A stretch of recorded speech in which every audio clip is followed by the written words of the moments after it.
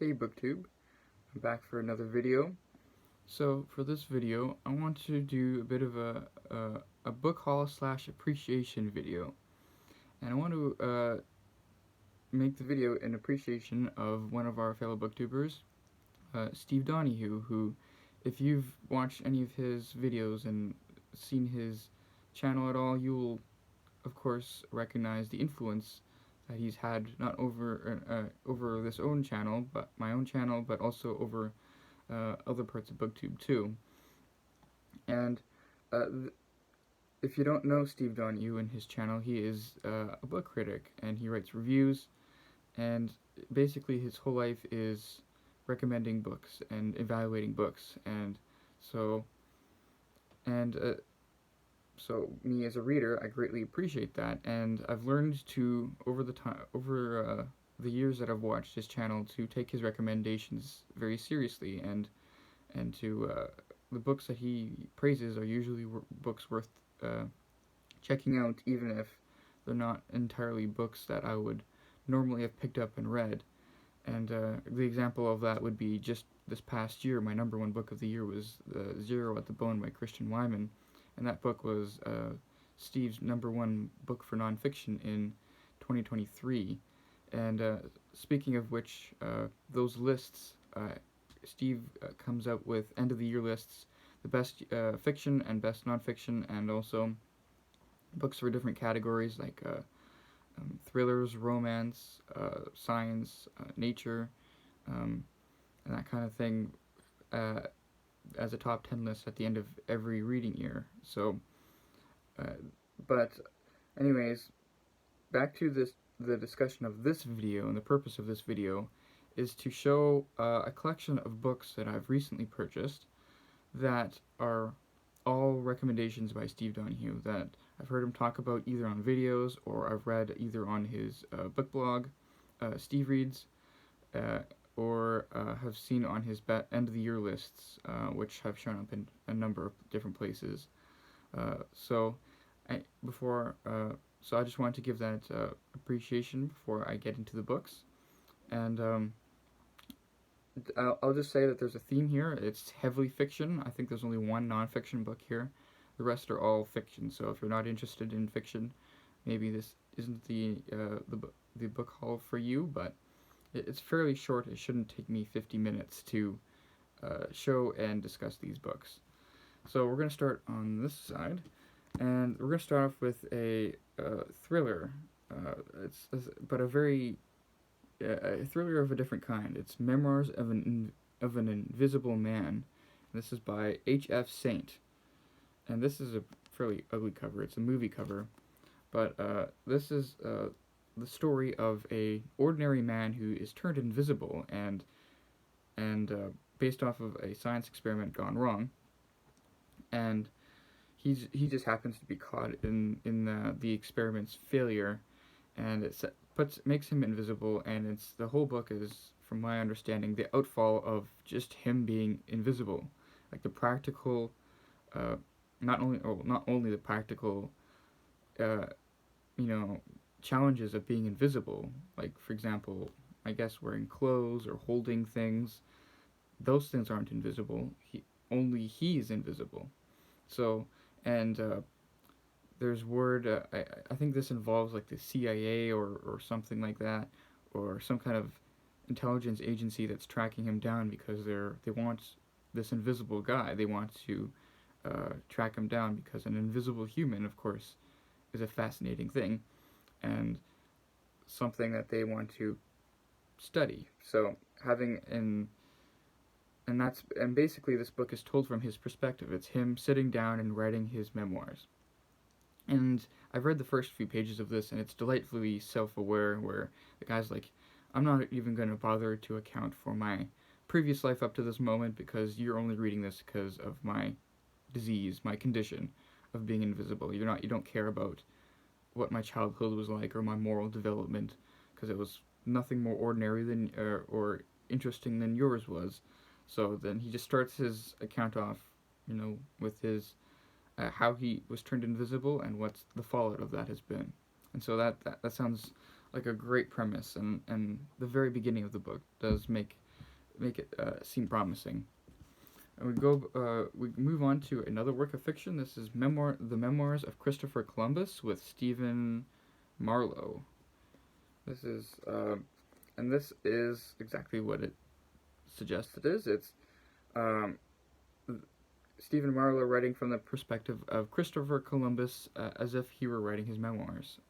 But I believe that it's written from the perspective of Christopher Columbus looking back at his own legacy after the real Christopher Columbus has died, and it's just like him assessing, and I believe it's him like being quite self-aware about his own legacy, but then also accounting for the events of his life, and basically the event of what makes his name famous is his famous voyage and discovering that new world.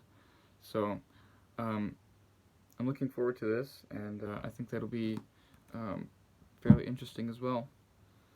We move on to more fiction, but this is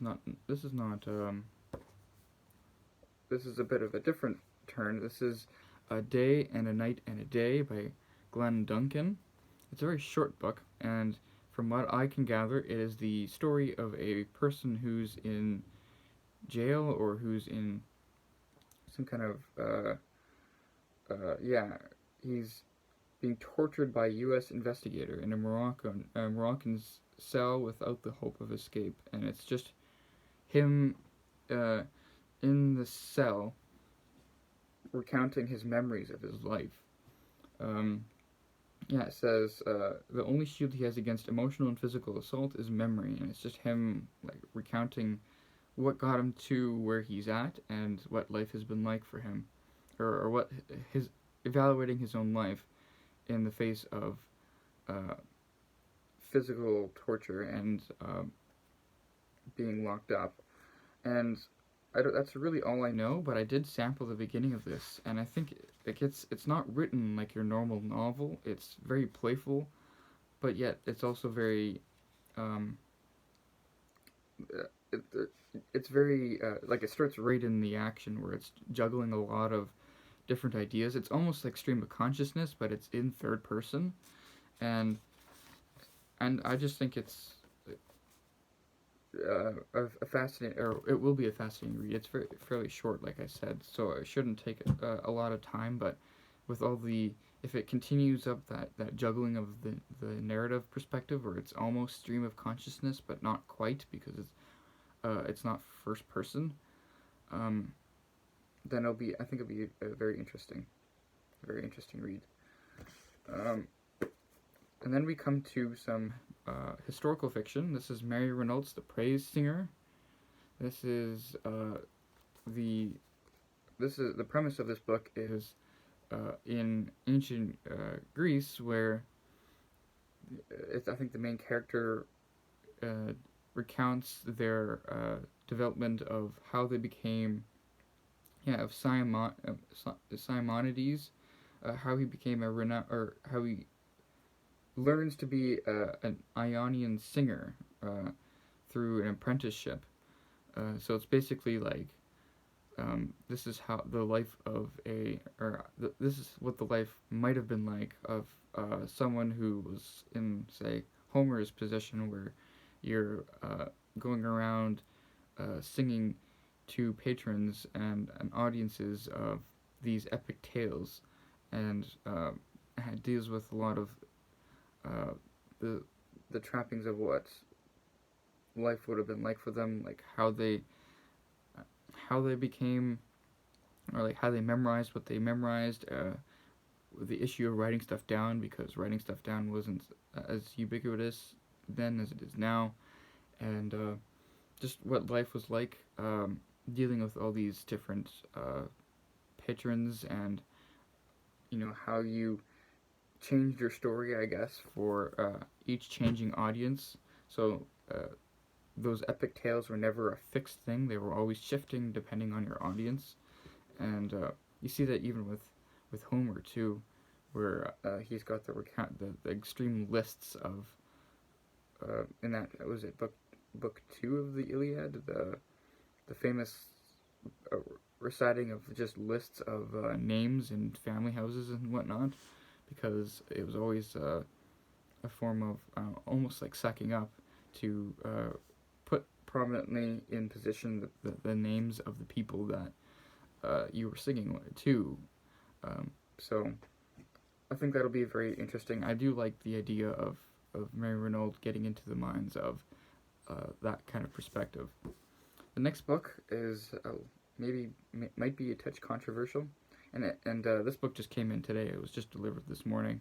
It's Girl Mary by Petro Popescu, and this is biblical fiction. So it's written from, or it's, I don't know if it's written from the perspective of Mary, but it's at least a fiction book about Mary.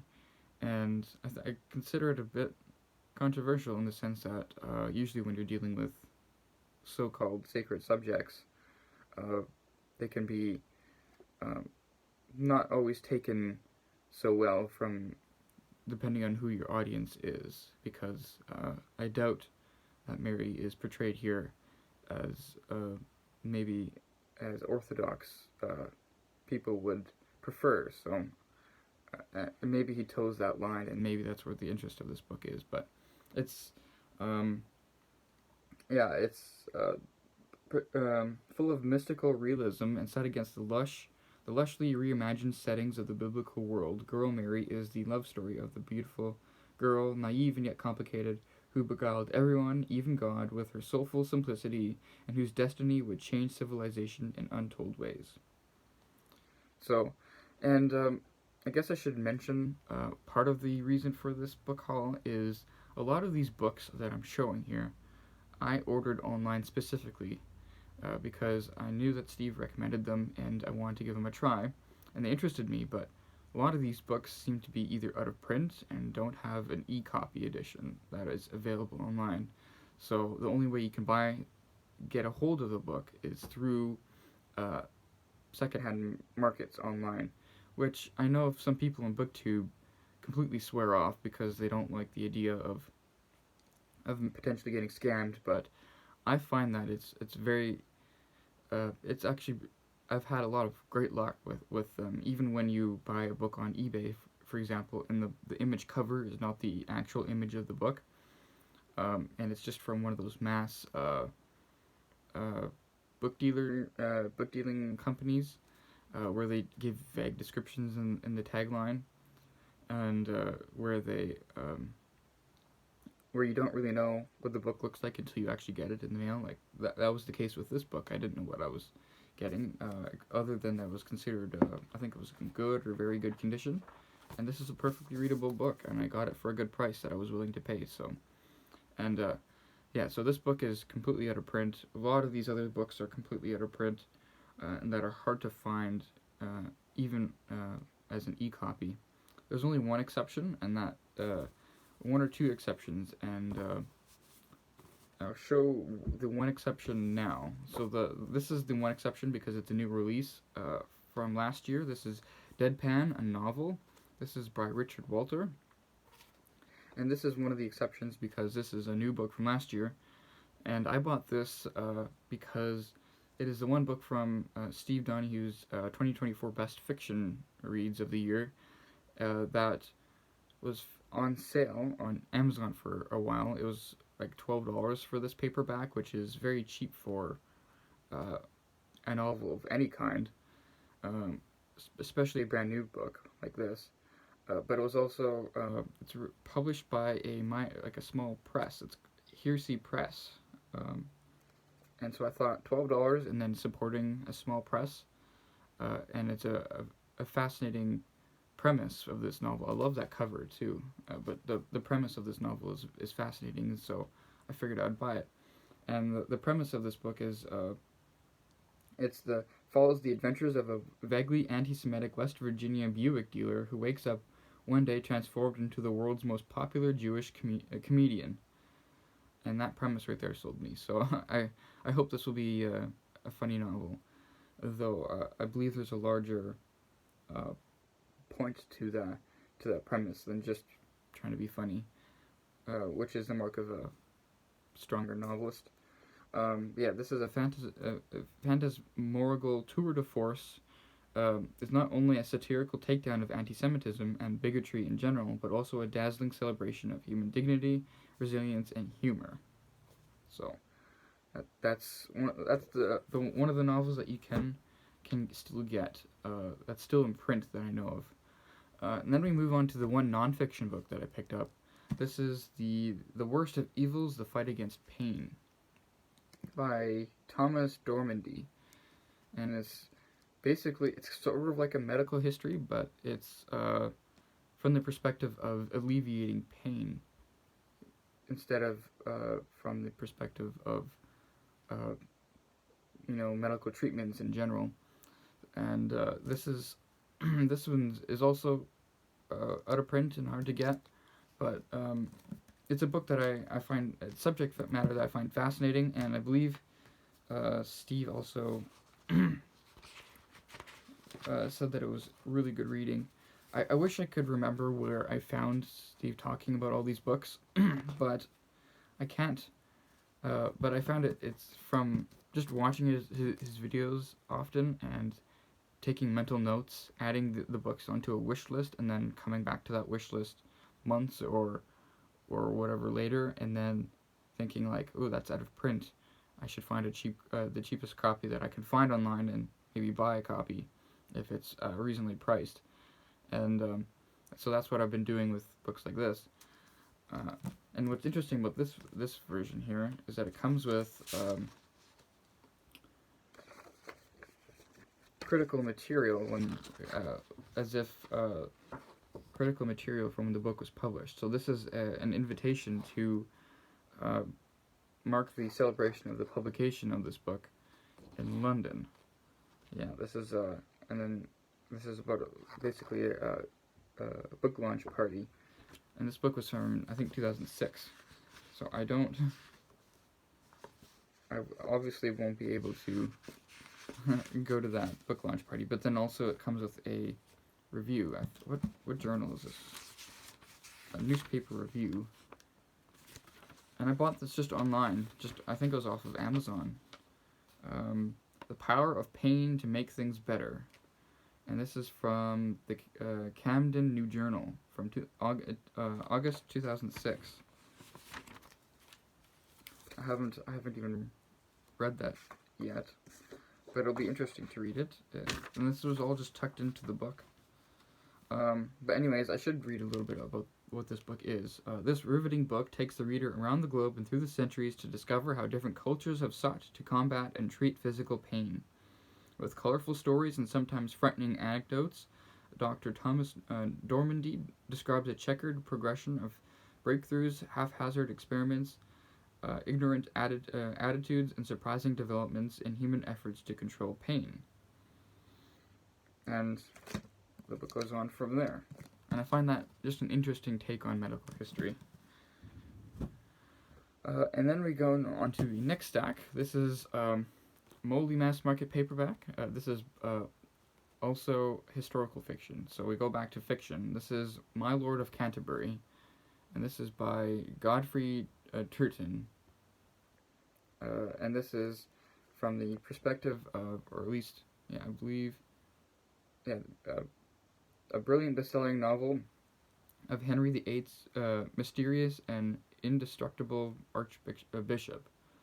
And it's Cranmer, Bishop Cranmer, who, if you're familiar with the Tudor era, he was the main religious authority of the time during Henry's break from the Catholic Church to trashing the monasteries or however you want to term that, and then also dealing with his wives, the many different wives and his marriages and whatnot. But he didn't have a good end, I believe, when Henry died. I believe when Henry died, he, who seemed invulnerable, ended up with a bad end. But as maybe that back cover copy suggests.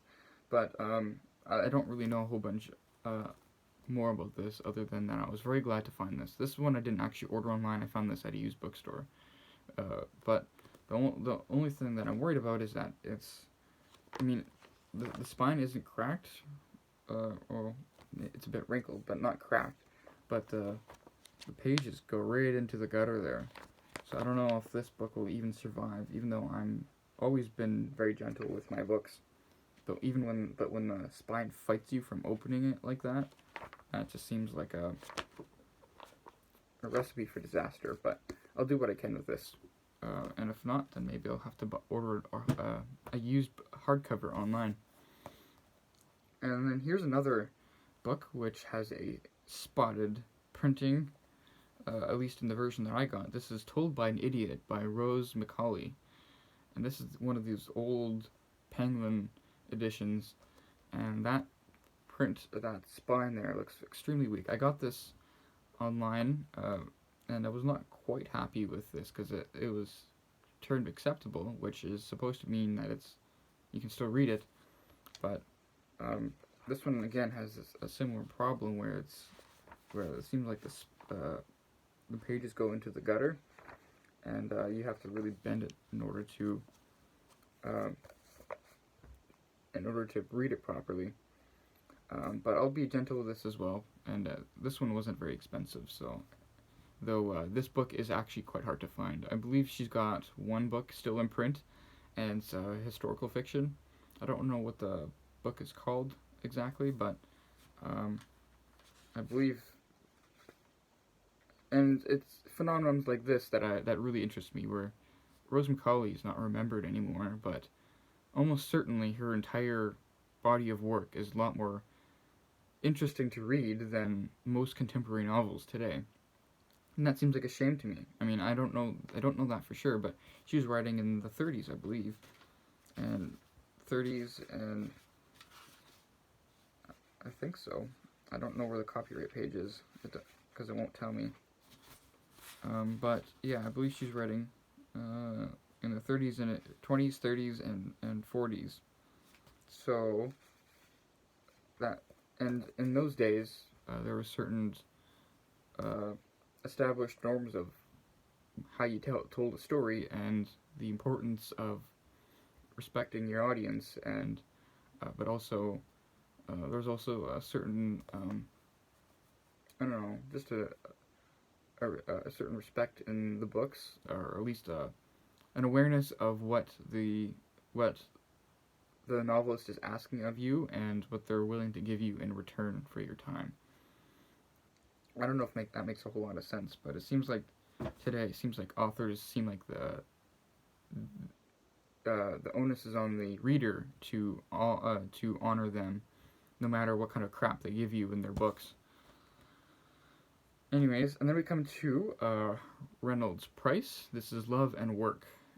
Reynolds Price is actually still fairly in print.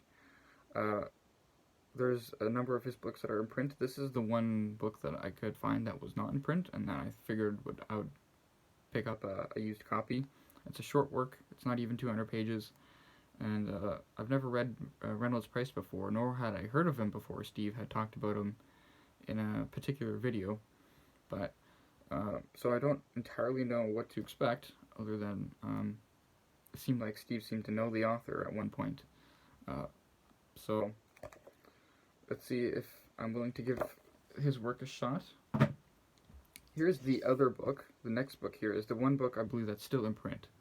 So I had two books that are still in print. The Deadpan, because it was new. This book I just found used at a bookstore. It's Pompei by Robert Harris. And it's a historical fiction before the eruption of the volcano that covered Pompeii with ashes, or that buried Pompeii, the city of Pompeii. So, and that's really all I know about it. I don't really know what the story actually follows, other than that it takes that setting as its drama, and of course you know what's going to happen at the end, because of course it's a historical fact.